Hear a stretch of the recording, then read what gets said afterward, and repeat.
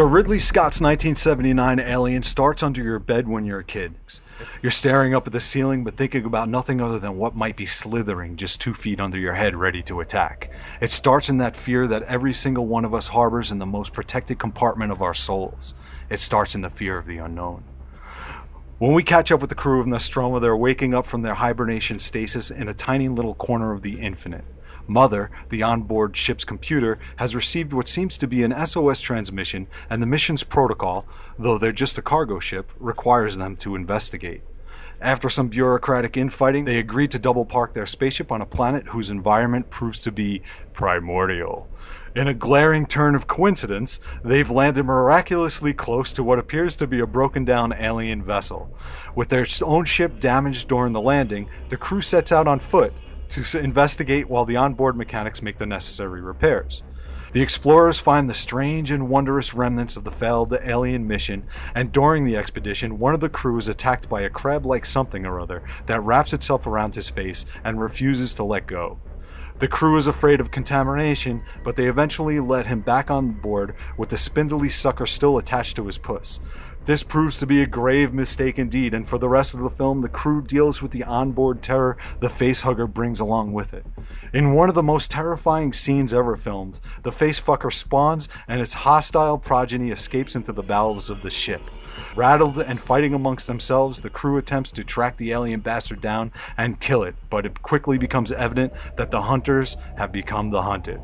What's most striking about all this is the film's simplicity. What we have is essentially a tale that stretches across who knows how many light years, and the grandest existential implications, and it all happens essentially in 3 or 4 rooms of beeping lights.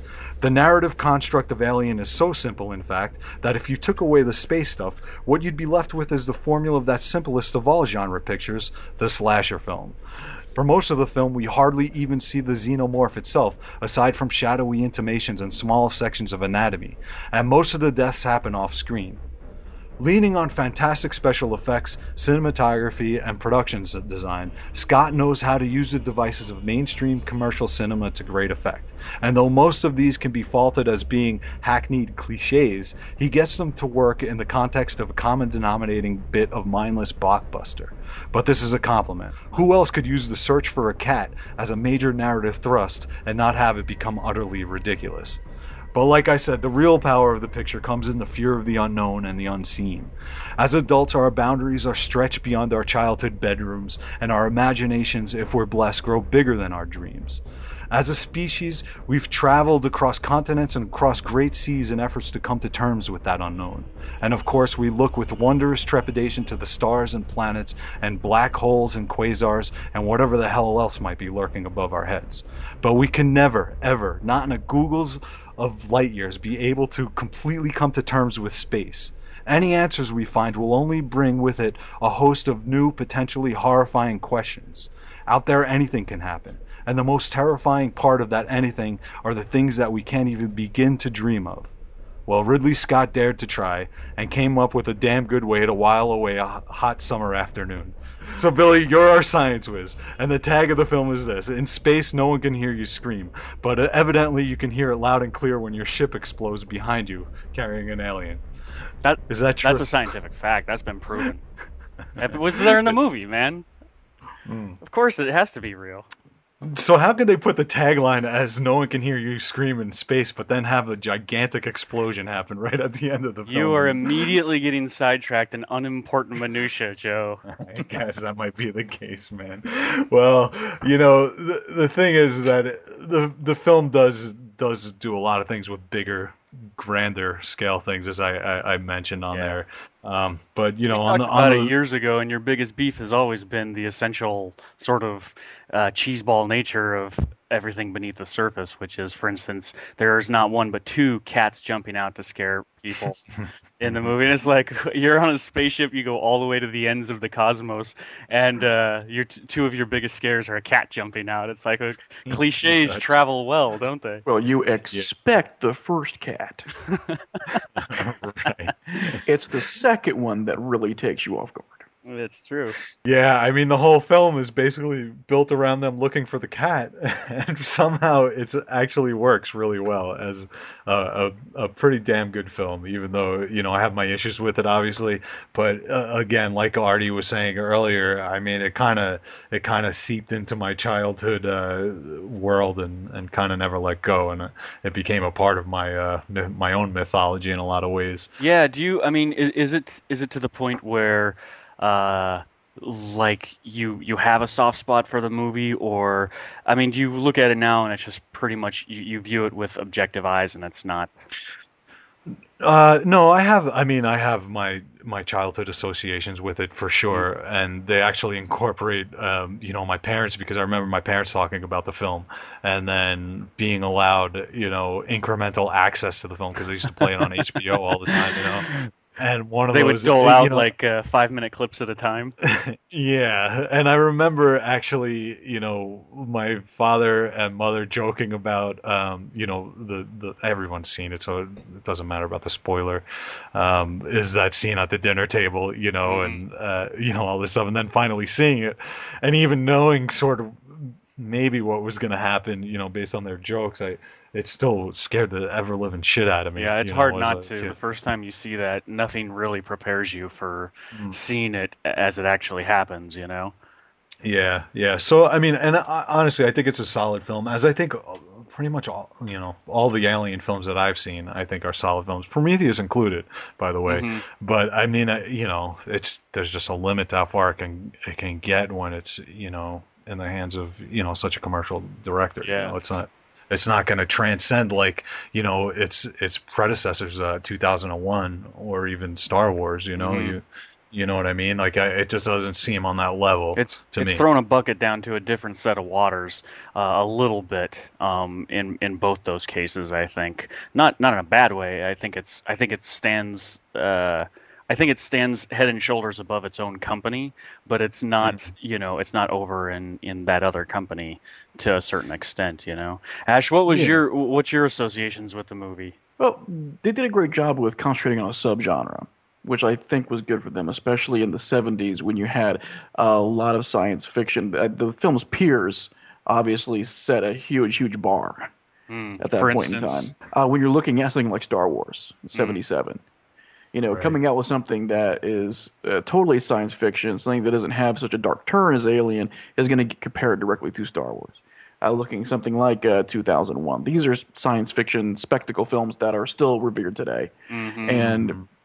it's enabling a science fiction film to sort of capitalize on it being a subgenre and bringing the horror into it was, I think, a really good, um, production decision. My association with it are probably the same as yours. This was a film that was sort of, as a kid, one of those whispered, hushed films that would appear on cable, Right. where, again, you were piecemeal the whole thing. You saw it in increments. This is what you were able to watch. This is when it came on at a specific time, so you had this much of the movie that you were able to digest. All right. And the whole idea of the film having, elements that were very mysterious, especially looking at this gunner alien, this huge sort of giant alien, and the origins of it were unsure. The The whole space movie had jockey. that. Yeah, the space jockey. Yeah. So having those mysterious elements when you were a kid was even more mysterious because you're not even seeing the film in its totality. You're not seeing it as a whole. Mm. So you're wondering if any of this is going to be answered. You're wondering where it's coming from. You're really looking for answers for all these things. Especially the younger mind thinks that you're going to find it in the movie. That it's not I just remember speculative fiction. when I would finally see movies after seeing pieces like that, often I was disappointed because the whole did not add up. I mean, just seeing a clip, your imagination sort of sprawled out in both directions before and after, and often I Right. was disappointed when I finally saw the entire film. Was that the case with Alien? I think maybe my child brain just kept looking for answers. I actually looked through old issues of Famous Monsters of Filmland. That's when I became associated with Giger's work and really started looking at what he had done. And for me, it was like this quest. How can I find out more about this? And my own mind was sort of filling in the blanks as I went. The more that I found, the more I sort of created my own backstory. So I don't think with me it was so much disappointment. It was just a very long creative exercise. Yeah, I mean, it engaged your imagination, so you wanted to look further into it, and that's a great thing. That's a great quality in a I film. remember my first exposure to it was actually in we my dad had subscribed to these they really don't have them anymore. It's such an artifact of the past. These Right. like an almanac almost. Hmm. And anyway, it's like a yearbook for popular culture, and so this used to come in every year like clockwork. And I remember looking back at old ones from 1979 and seeing pictures of Alien as the blockbuster of the year. And there was just this picture of these astronauts in what looked like the interior rib cage of some slimy monster, and it completely blew away any conception I had of what a film could be, because I was like, what is that? Like, it was instantly terrifying to me just to look at that photo, you know? Well, Mm, the And imagery was so foreign. it was literally out of this world. No one had ever seen anything like that, not in a yeah. Star Wars movie or anything. And it was so well done and so controlled that just by virtue of looking at it, you were put into another frame of mind, you know? Yeah, and that should bring up the discussion about the designer of the alien and The, the interior of that the spaceship, great Giger. Giger. Yeah, jeez, man. I mean, he's responsible for exactly what you're saying, man. I mean, the design of the monster and the design of that ship is just, I mean, it's just the work of a fine artist and not a Hollywood hack, you know. Well, it's I mean, everyone can do themselves a favor by renting the Alien, what do they call it, the quadrilogy or whatever. There's Hmm. Right. bonus material discs, and the one on Alien is a real pleasure to watch. And in it, it talks about, Ash, you brought this up earlier. Dan O'Bannon had a book of Giger's paintings, and this is an interesting bit of trivia. Dan O'Bannon had spent about 2 years in Paris, long before Alien, working on an adaptation of Dune with Jodorowsky, the guy who Hmm. made El Topo and Yeah. Santa Sangre. And it was at Yep. that point that he actually came across Giger's paintings, because Giger had been in talks to design the world of Dune. And so flash forward a couple years, and Ridley Scott sat down and Dan O'Bannon pushed a book of Giger's paintings across the desk and said, "This is it." And Ridley Scott looked at the painting of the creature. It's a famous painting. I don't remember the name of Ne it. Necromicon 4 or That's something like that. that's the one, and I mean, it's pretty much verbatim, like right out of that painting. You Yeah. know, Yep. Yep. it's a real. I mean, it's a tribute to Scott too, that he recognized something beautiful in that painting, and just made it happen in front of a camera. You know.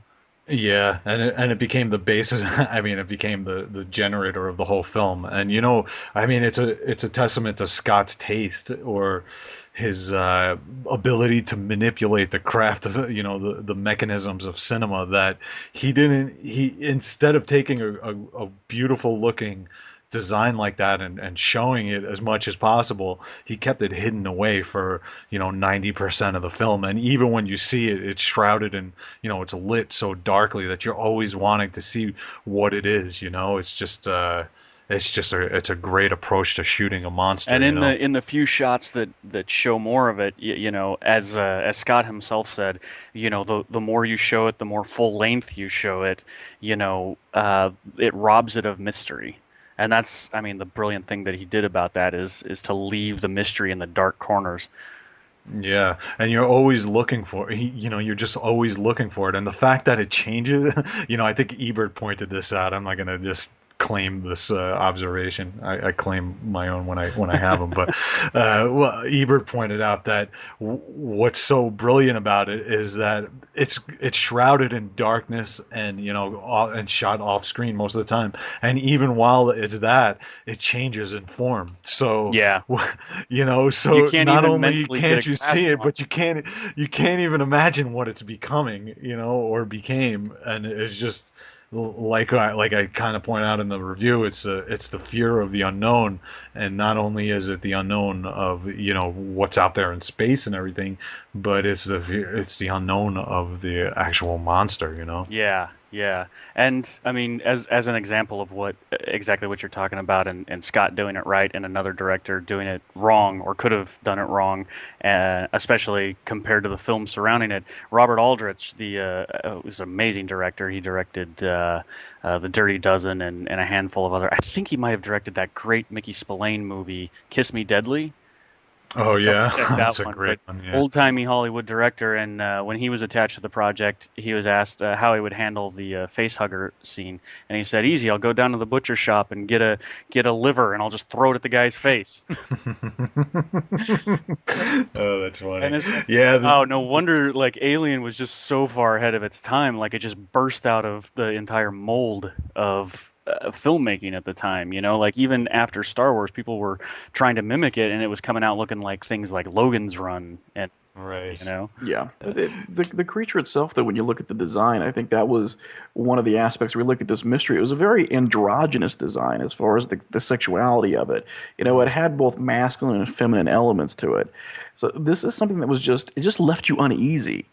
And so many directors, they don't pull their punches to the point where it, they show it partially, or we're getting a very well established shot now that's meant to shock and meant to terrify. And Right. with that, we weren't really looking at quintessentially what a monster would be. You know, mm, we're looking at something that is just so foreign and so alien to us Right. that by Because nature it monster becomes a monster.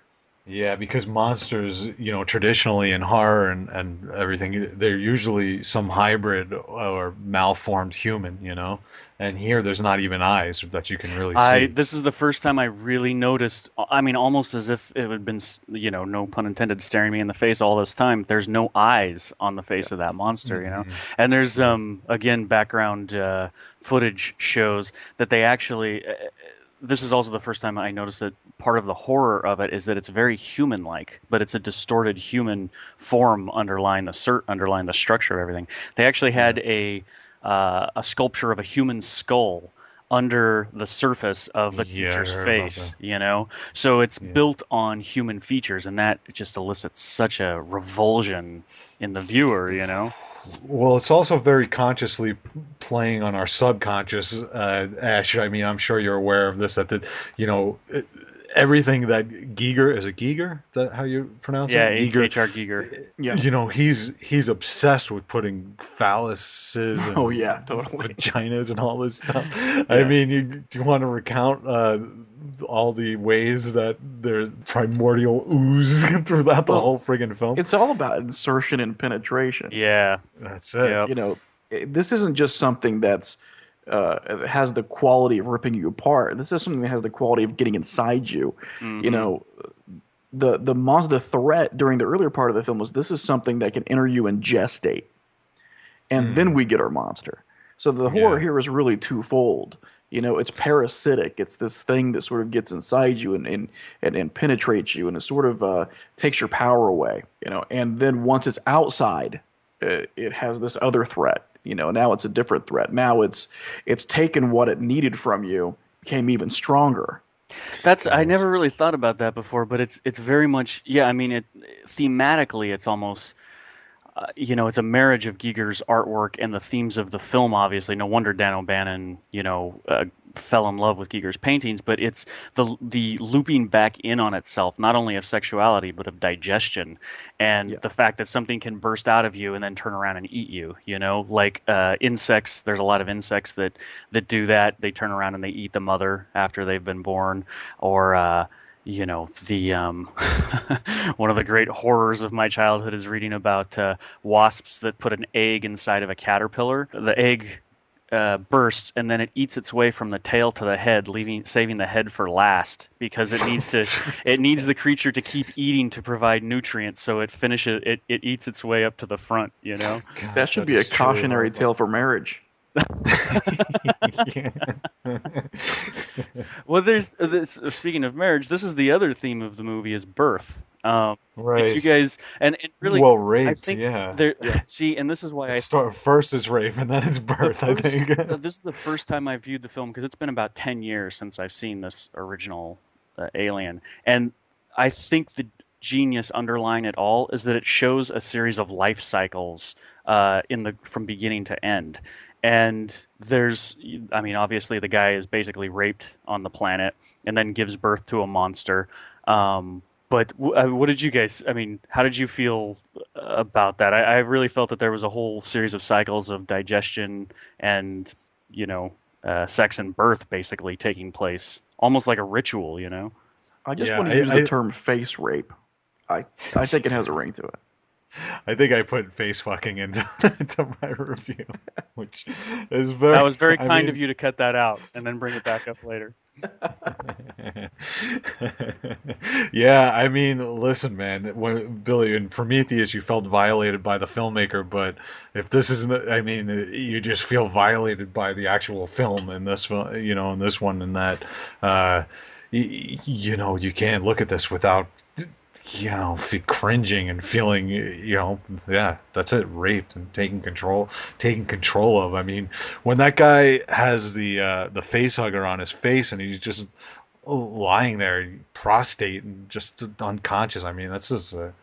I remember seeing that when I was a kid and just not even knowing how to How to process that mentally. come to terms with it, man.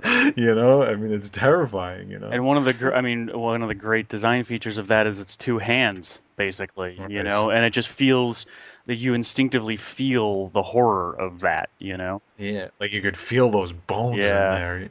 You know. Yep. Well, Yeah. even the way that the kills take place, we're looking at something that is essentially animal. It's and not even so predatory, to be honest with you, because when you look at a lot of monsters in cinema, these are monsters that stalk their prey. These are monsters where we're running from them. Where this is something where it's in wait, it's in hiding. You know, it's Hmm. animal, but it seems to have this very elusive quality to it, where, More you know, spider-like. right, exactly. You know, and I think that was also something that really heightened the tension was it's not as if you're being chased. You're not being ran down. Hmm. You know, this is where it's a consequence of being at the wrong place at the wrong time. I almost feel like it's showing the creature is just sort of the middle ground in a range of biological processes where it's almost like the ship. I mean, obviously the ship is called Mother, right? So there's a Hmm. metaphor right there, but there's the metaphor of creating artificial life or creating life in general, which is sort of pops up again in Prometheus. But man has created the ship, but then it inhabits the ship. So men are already the parasites, humans are already the parasites in the belly of the ship, right? And then it Hmm. sets down and it picks up the ultimate STD when one group of germs from one ship pass over to another ship. And so there's a biological exchange there, only they pick up again the ultimate STD and get back on the ship, and the infection basically destroys Mother. So Yeah, it's kind of like a really drunk night after, you know, picking somebody up at a bar and there's all sorts of fluids and stuff being exchanged. It that's just gets really You know what? nasty. That's exactly what I felt like after watching this movie last time. I know. I mean, yeah, Dirty it's floor of a all this. bar. It's just this messy biological, you know, slime. There's all slime and fluids everywhere and All things. that slime, by the way, KY jelly. Yes, that's true. That's true. Yeah, I mean, it's all, you know, yeah, it's just icky. You feel like you need to take a shower after, you know. Well, I mean, I geeked out on it pretty heavily this time around. I mean, even the finale is uh, Ripley basically being born from the ship. You know, like she's running down the canals of the ship. You know, all those corridors are like the birth canal. Right, right. She jumps in the escape pod and is jettisoned right before the ship explodes. So it's like the fear of childbirth also because the Mm, guy dies giving birth to the alien and then the ship dies giving right, birth to Ripley. You know, right, like right. I mean I think this is why the film stands after all these years because it has these really beautiful symmetries underlying everything. You know? Yeah, well, there's something definitely there's something really powerful underlying it that doesn't really need all that much explanation. And the fact that it just all happens right there in a ship, it's just like a little concentrated, little petri dish of organisms to see how they're gonna infiltrate one Yeah, another, create other things, yeah.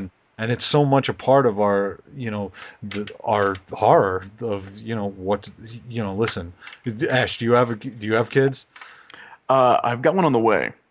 Okay, that's right. Yeah. So This you're is the just about perfect to, film for you to I swear. study.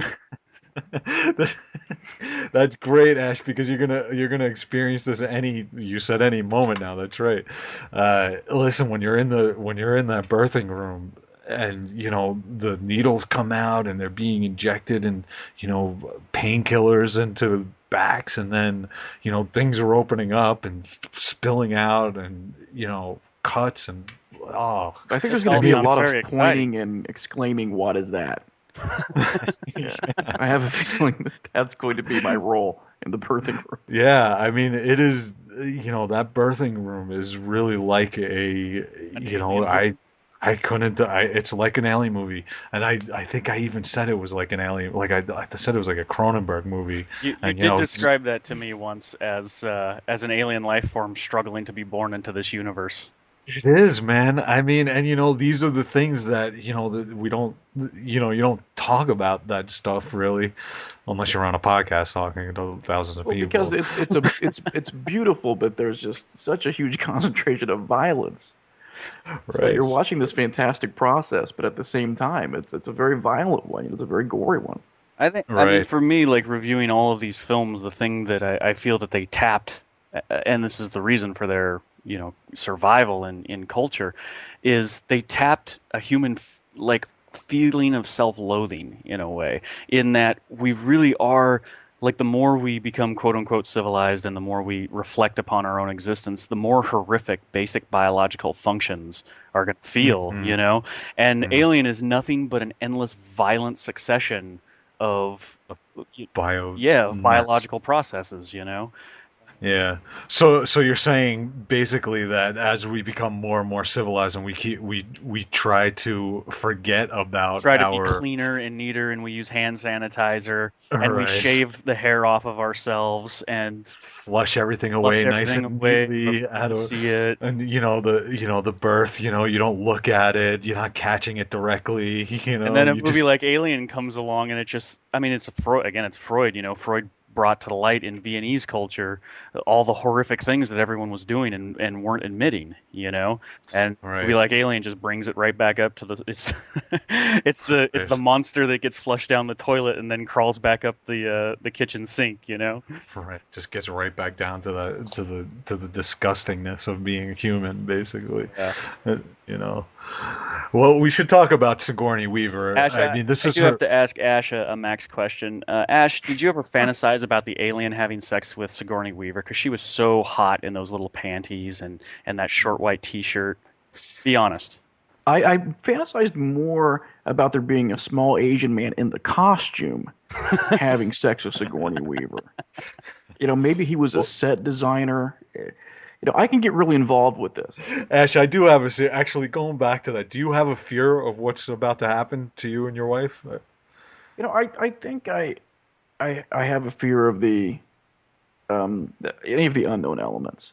I Hmm. mean, so far all of our tests have said that we're going to have a healthy child, but I think that as a parent to be, that's probably my biggest fear. Yeah. Is that some kind of know, aberration, something that's going to take this process and, turn it into something that's fearful or, something that's, less than beautiful. I think that's probably more Yeah. of my fear is that, or, as a parent, you always look at yourself. It's a time, obviously, of great reflection because you look at yourself and all these qualities that you don't want to be reproduced in someone else. Right. And obviously that's something that's not going to take effect till later, but you still just wonder, how long does it take for these these seeds of disposition to germinate? And that's sort of a scary Yes. thought. So the fear is what it is that you're gonna you're gonna spawn, as opposed to the actual experience of the birth. Because I mean, I guess in retrospect, that you know I mean, it is frightful, but you realize that it's going to be over in a in a day or so, and then what you're going to be left with is going to last for forever. I mean, I guess that it's a little frightening Well, in a interestingly sense. enough, years ago, when I was sort of unsure in my major and I was bouncing back and forth between schools, I decided at one point in time that I was going to take a very uh, old school Renaissance approach to being an artist, and I took a couple of cadaver dissection classes. Mm. So, strangely enough, the idea of like of tissue and organs and things of that nature, I have more of a fascination than a distaste for. So I'm not really worried so much about what I'm going to see or how the process might affect me physically. Again, it's this idea that The smell's rough. just, just interject right there. I remember being told that as well. Joe was very pale for about a week afterward. Well, it's all good until like the time. Listen, I can't believe I'm talking about It's this. It's it's all all good very until the appropriate.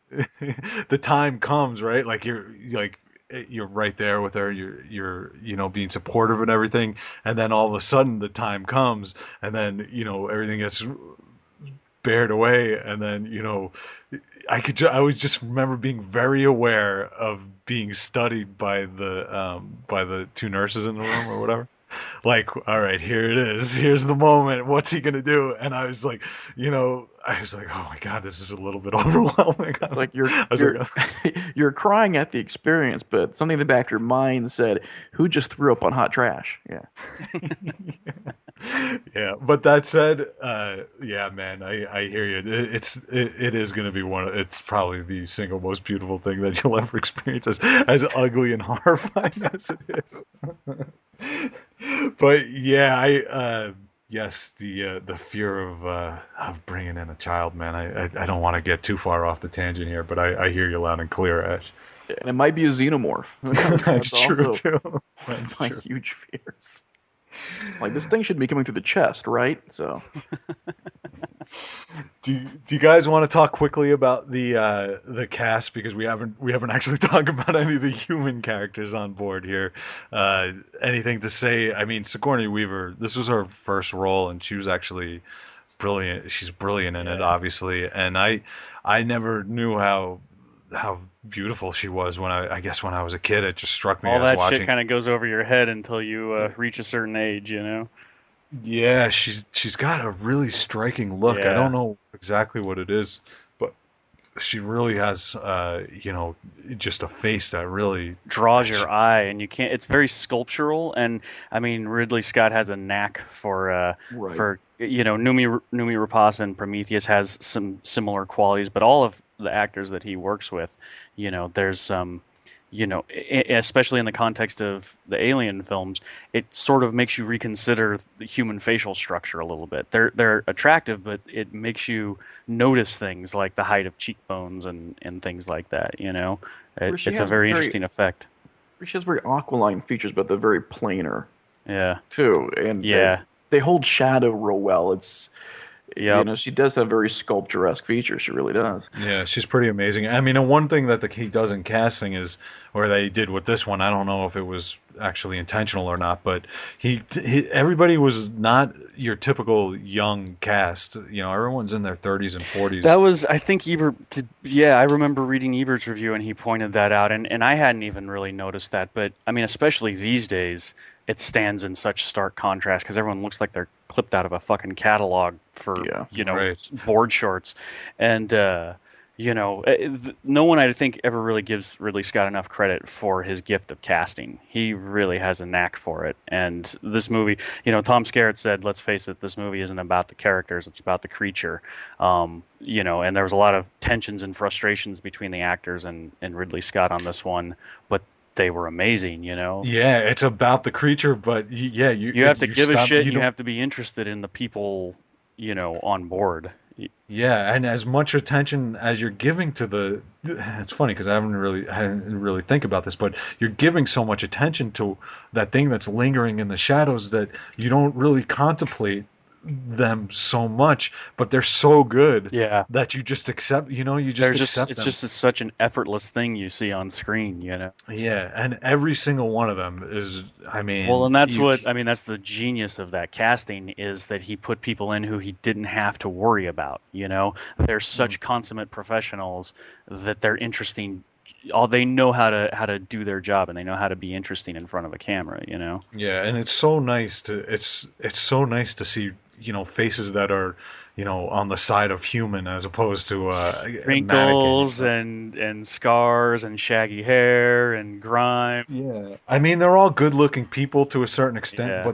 but they're good-looking in a human way, as opposed to, whatever. Well, I think something Twilight. interesting to point out is a lot of the actors that we see today, and even some of the actors in Prometheus, are actors that seem to only exist for the camera.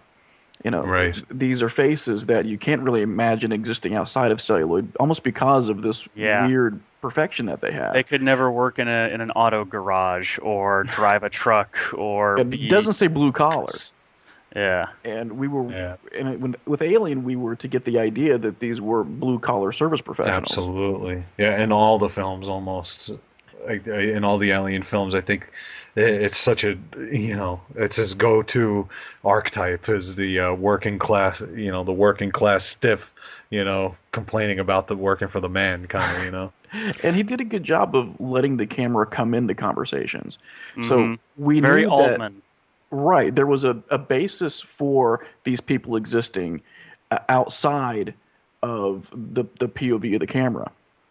And I think that was a trait that we don't see very often in modern filmmaking because the event happens as we pull in, Mm-hmm. as opposed to the Hmm. events happening around the camera, and then the camera is allowed Nothing to settle on something. nothing exists before or after the shot that you're watching, you know? Like those characters Exactly. don't exist but to say the dialogue they're saying in front of the camera. Yeah. Right. I mean, And I even do this feel weird kind of plastic beauty yeah. Well, really, that's pushes that forward. my biggest beef with casting these days is that they just look like they're on like a teen drama, you know. But Yeah. I mean, I definitely feel that he lifted Altman-esque techniques for the dialogue scenes in this movie, which again lends it that air of, you know, you just happen to be observing this taking place, you know. Yeah, and that's what happens when you have a great ensemble cast. I mean, how Yeah. many ugly actresses were up for the role that Charlize Theron had for Monster? Uh, yeah. We're in this society now where it's like, listen, if we need an ugly character, we'll take We're gonna someone like, Don't who's worry, very we'll beautiful manufacture one. and Can we'll I turn them ugly. Can I just step aside here and say, Yaphet Kotto, I never really paid attention to in this movie, and he is fucking hilarious in yeah, this he's movie. great. He like Yeah. almost steals the movie. Like as an adult now, like as a kid, he's just sort of an annoying. He's always bitching about getting paid and everything. And then as an adult, you just see like he's almost like I mean he almost does in this movie what Michael Fassbender does in Prometheus, where he's like, well, I know my job and I'm gonna have some fun with it. So he's always But he doing still has shit. that Yeah. jaded detachedness. Yeah. All right, guys. Any last words on Alien before we go to ratings, which we somehow left out of the Prometheus segment? Do we want to cut that one? Do we want to do ratings on Prometheus and then slice it back in? No, we're gonna assign. Here's how we're gonna do it here, guys. We're gonna give Artie. We're gonna all think about what Artie would rate Prometheus, and then average it out, and that'll be her rating. And then we'll give our ratings for Prometheus, and then we'll rate Alien. So let's do Prometheus first, and Artie first. Billy, what do you think Artie would give Prometheus? She's a tough cookie. I'd say she'd give it 1 star. Yeah, One Ash. out of five, by the way. Yeah, one Tomahawk. out of five. Do we want to do a Tomahawk impression about? We have a rating system of 1 to 5. We have a rating system of 5 stars here on the cutting room. Ash, what do you think Artie would give to Prometheus? A drunken, stoned half star. I think she would give it 1 star, so I think that's a 0.67 or Somewhere around maybe. there. I am going Billy, give Prometheus a rating.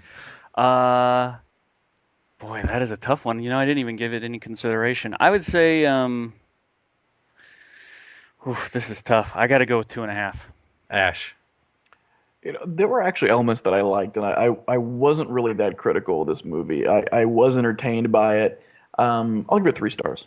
3 stars. All right. I am going to give it 3 stars as well. I didn't have any expectations for except for exactly what it was, and though I was bummed out about the launching of a series as being the entire reason for this film's existence, I think it was a solid for what it was. I think it kind of achieved it. So three stars for me. I would love to hear a Joe and Ash conversation on Prometheus because that last one was basically like a group of us descending with crowbars and bats on a bum in an alley and just beating the shit out of him for an hour.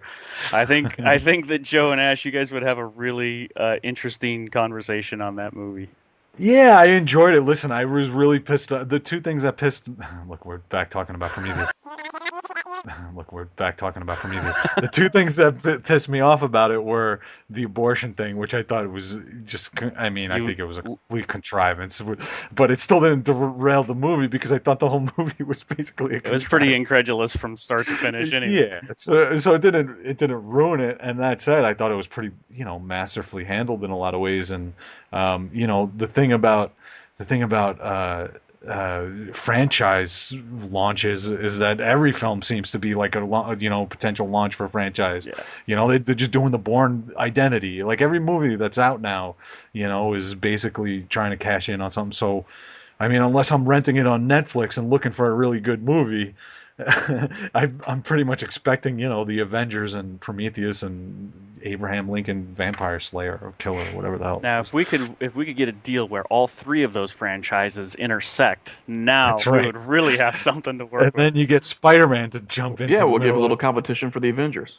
Do you want to give a last justification for Prometheus since Billy opened up the door Any for any us? last words on Prometheus, Ash? I like the alien universe. I like the idea that there's this huge stage that's been set. Um, I like the art direction. I like the design. So Yeah. being able to sort of settle comfortably back into the universe for a couple of hours was pretty welcoming for me. Here, here, here, here. I completely agree with that. And now fast forward right to Alien, or in reverse to Alien, and we're gonna give Alien a star rating. We have the 5-star rating here on the cutting room, and I will go to the Hangman, Ash Hamilton first. Ash, what did you rate this film? I think it's seminal sci-fi horror. This is a quintessential film. There's been so much that has been built upon not just the series, but the idea of what the film represented and the kind of impact that it actually had on the genre. This is a 5-star movie for me.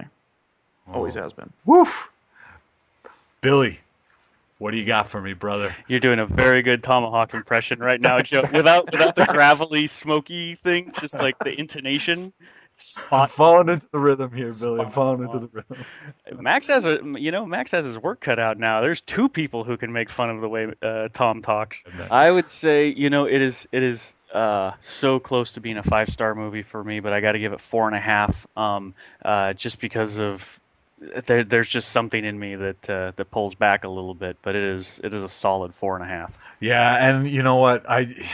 There's a part of me that only wants to give it a 3-star, but it's not on the same level as Prometheus, so I need to go and give it a 4-star. I mean, it has a lot of the same pitfalls with using a lot of cliched devices of cinema and all that business, but it's obviously a way superior film than Prometheus. So 4 stars for me too. All right, guys, thank you for reviewing Alien. Up next is the sequel, Aliens. But first, we are going to go to our very own. I'm messing up on the. See, I'm stumbling over my own Tom rhythm here. We are going to go to our very own, the Hangman Ash Hamilton, and he is going to give us this week's Hangman's Noose. Take it away, Ash.